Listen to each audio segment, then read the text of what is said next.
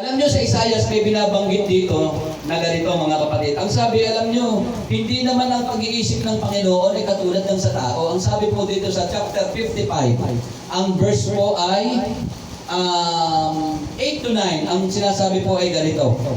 Sapagkat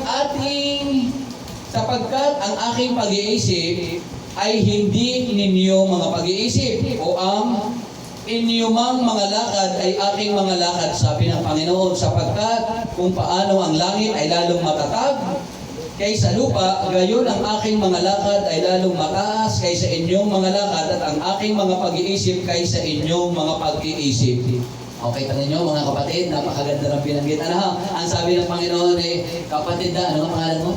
Antoinette. Antoinette, kapatid na Antoinette o Roger, sabi ng Panginoon, ang aking mga lakad ay hindi mo katulad, Roger.